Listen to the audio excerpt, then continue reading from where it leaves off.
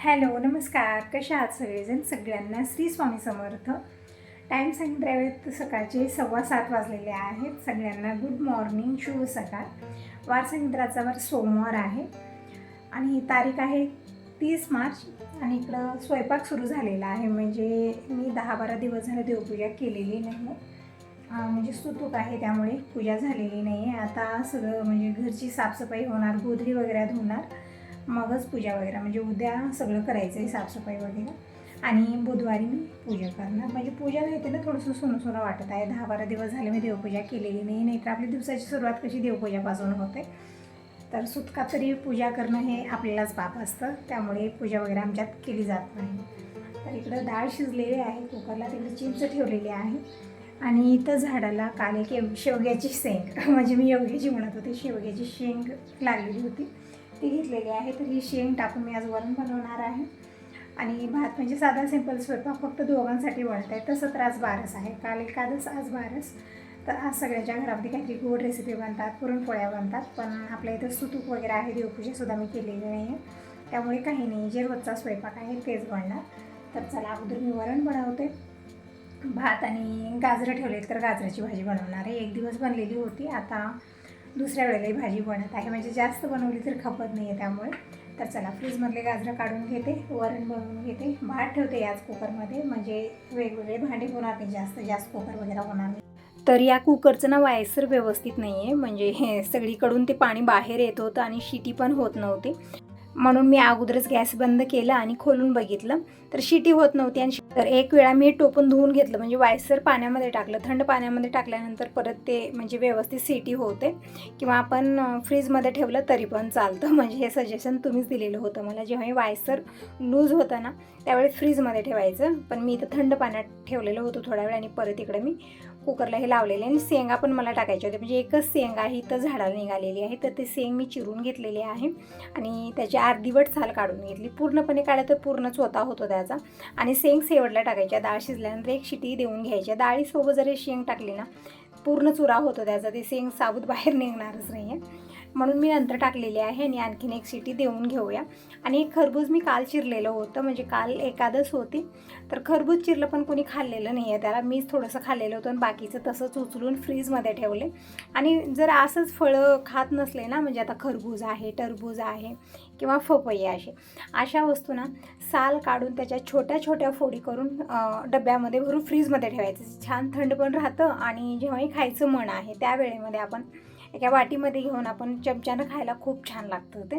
तर जेव्हाही टरबूज म्हणजे कलिंगड, खरबूज जेही येतं घरी, अशा प्रकारे मी त्याच्या छोट्या छोट्या फोडी करून ठेवते, खायला खूप मजा येते.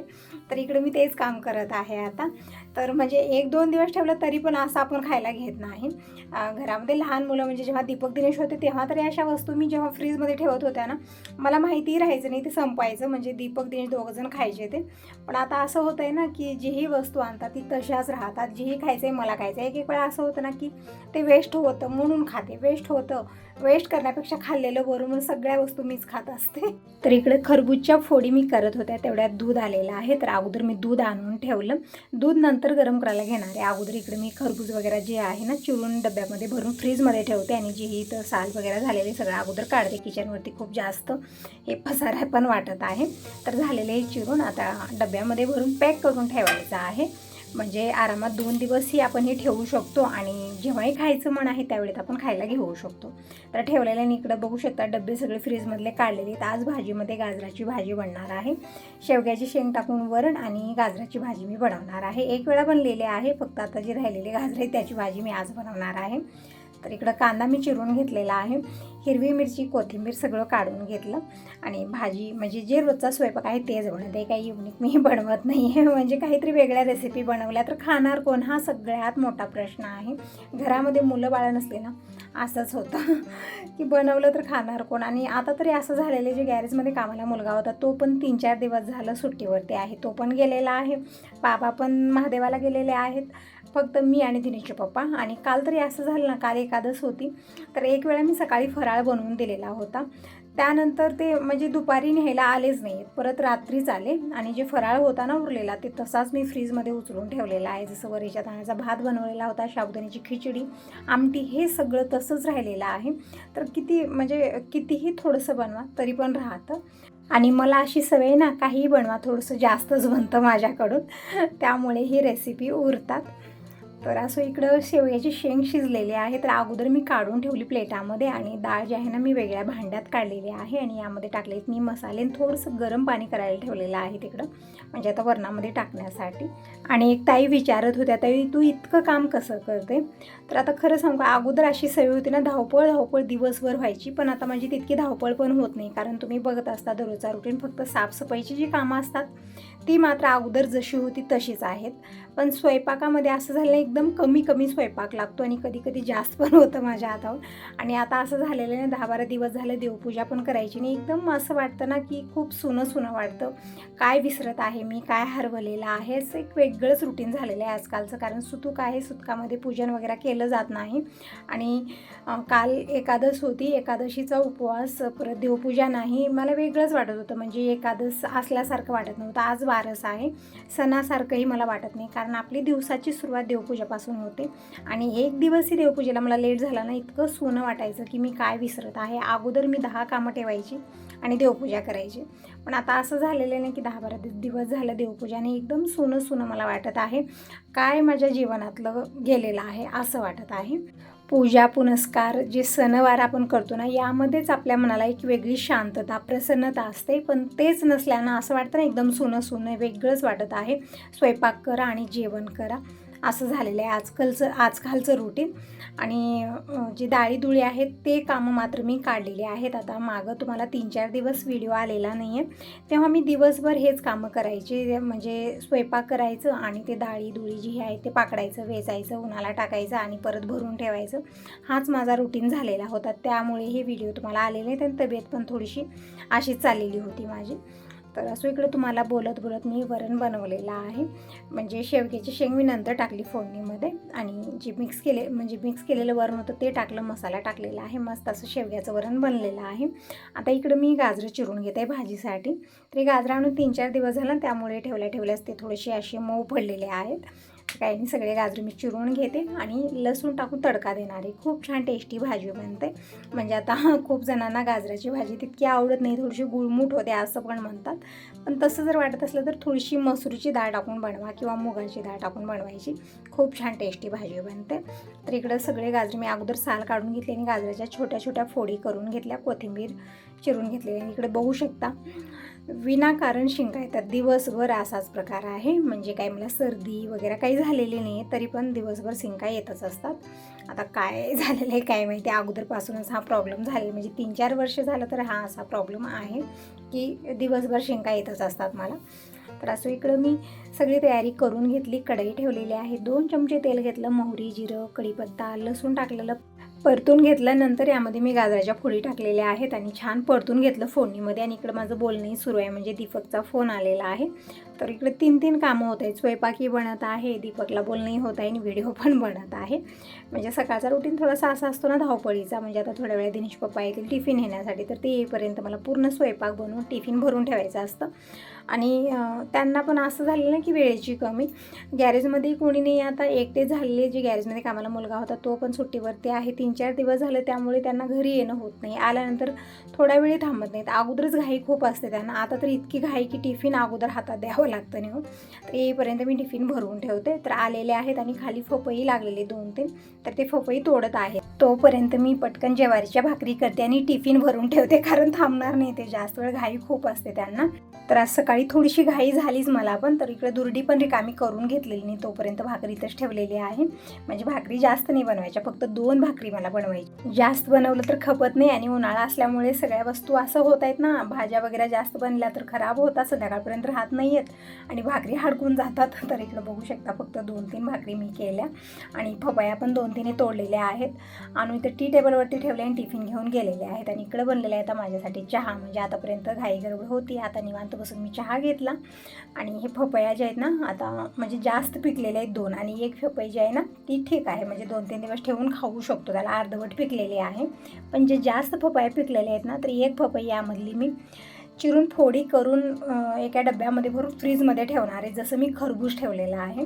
आणि एक पपई मी शेजाऱ्यांच्या घरी देणार आहे, कारण आता इतकं कोण खाणार आहे, पपया पण खूप मोठ्या मोठ्या आहेत. तर मला एक द्यायची आणि एक चिरून ठेवूया, म्हणजे जेव्हाही आपल्याला खायचं मन होईल त्यावेळेस खाण्यासाठी. तर इकडे पपई चिरत आहे. आणि पपया गोडीला खूप आहेत, म्हणजे गावरान पपया आहेत, यामध्ये बिया पण खूप जास्त आहेत. जसं आपण मार्केटमधून पपई आणतो ना त्याच्यात बी राहत नाही आणि ती पपई चवीला पण राहत नाही. पण ही पपई ना इतकी चविष्ट आहे ना, खूप छान आहेत आणि खूप जास्त पिकलेत आणि खराब पण होत आहेत. तर जितकं हे झालेलं ना जास्तच पिकलेले ते मी काढलेलं आहे. आणि बाकीची सगळी पपई मी इकडं चिरून छोट्या छोट्या फोडी करून पॅकबंद डब्यामध्ये भरून फ्रीजमध्ये ठेवणार आहे, म्हणजे 1-2 दिवस हे राहतं पण, आणि जेव्हाही मन होतं ना त्यावेळेत खाण्यासाठी म्हणजे खूप मजा येते असं खाण्यासाठी. म्हणजे अशाच फोडी खायला तितकं मजा येत नाही. त्याच्या बिया काढलेल्या आहेत, बघू शकता किती बी आहे यामध्ये. तर आज वातावरण थोडंसं असंच झालेलं आहे, म्हणजे वारं खूप होतं काल पण आता ऊन आहे. आणि इव्हनिंगची वेळ होता ना एकदम वातावरण असं बिघडतं ना की खूप भीती वाटायला लागलेली आहे. यामध्ये जास्तीत जास्त विजा चमकणं, गरजणं, असं वाटतं ना एक एक वेळा की घरामध्येच वीज पडलेली आहे, एकदम असं आग लागल्यासारखं वाटतं. आणि आवाज पण तितकाच भयानक येत आहे, पण यावेळी ठीक वाटतं. आणि इव्हनिंगची वेळ होतं, आता जसं 5 वाजले की मग सुरुवात होते. अगोदर इतकी भयानक हवा असते, मग त्यानंतर चमकणं, गरजणं, भयानक वातावरण होतं ना, खूप भीती वाटायला लागते. तर वातावरणाचं आता काहीच नक्की नाही आहे, म्हणजे अवकाळी पाऊस येत आहे आणि गारा वगैरे पडणं किंवा चमकणं एकदम भयानक असतं, खूप भीती वाटते आता.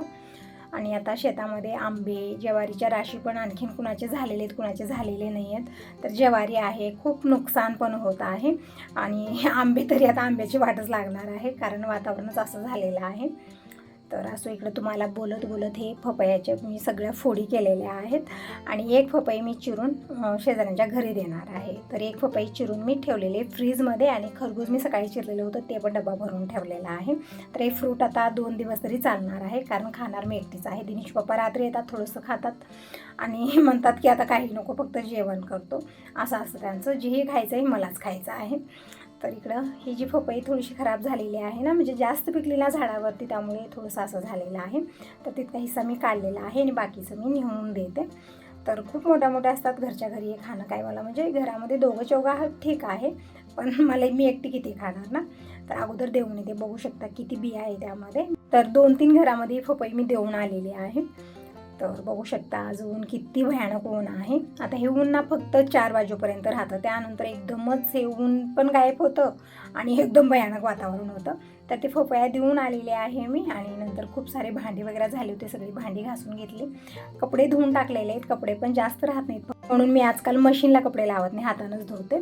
तर ही सगळी रेग्युलर कामं माझी झालेली आहेत. आता मी इकडं करत आहे पोटपूजा. तर इकडं पपई घेतलेली आहे, जी चिरून ठेवलेली होती, छान थंड झालेली आहे. तर एका प्लेटात मी पपई काढून घेतली आहे फोडी, आणि चमचा घेतलेला आहे. आता मस्त पपई एन्जॉय करत इकडे TV बघत पपई एन्जॉय करत आहे. तर तुम्ही या सगळेजण छान अशी गारगार पपई खायला खूप छान आहे गोडीला, म्हणजे जसं मी तुम्हाला म्हणलं गावरान पपई आहे, त्यामुळे गोडीला खूप आहे ही. तर पपई वगैरे खाऊन झाल्यानंतर मी जेवण केलं आणि थोडंसं मी आज रेस्टच घेतलेलं होतं, दुपारी निवांत झोपलेली होते. आणि जसं मी झोपेतून उठले ना तसं बघू शकता वातावरण कसं झालेलं आहे, म्हणजे हवा तरी खूप होती अगोदर, नंतर पावसानं सुरुवात केलेली आहे. खूप भयानक असं वातावरण झालेलं होतं, पण आता थोडंसं ठीक वाटत आहे. तर मी इकडे चहा बनवून घेतलेला आहे, वातावरणाचा एन्जॉय घेत मी इकडे चहा घेत आहे. यावेळी टाईम सांगितलं दुपारचे 3:30 वाजलेले आहेत. मी झोपलेली होते, त्यामुळे थोडासा चेहरा असा झालेला आहे, घाम पण खूप येत आहे, गरमी खूप आहे ना. तर सगळी कामं माझी वेळेत आवरलेली आहेत. कपडे धुवून झालेले होते आणि ऊन पण छान होतं, पण अचानक जर पावसानं सुरुवात केली, सगळे कपडे काढले, घडी घालून ठेवले, भांडे घासून घेतले, सगळी कामं माझी आवरलेली आहेत. निवांत बसलेली TV बघत, आणि जेवण पण झालेले, मस्त अशी गाजराची भाजी, भाकर आणि वरण भात मी आज बनवलेलं होतं. आणि पपई आणि काय खरबूज वगैरे हे पण मी चिरून फ्रीजमध्ये ठेवले डबे भरून, ते पण खायला घेतलेलं होतं. असेच फोडी खायला तितके आवडत नाही, पण असं चिरून ठेवलं आणि वाटीत घेऊन आपण चमच्यानं किंवा काडीनं खाल्लं ना छान लागतात. तर झालेलं खाणं पिणं बघू शकता, घाम किती येत आहे, बाहेर ना पाऊस येत आहे आणि आतमध्ये गरमी खूप होत आहे. तर असं ताईनं हे सगळं चालतच आहे. तुम्ही सांगा तुम्हाला हा व्हिडिओ कसा वाटला.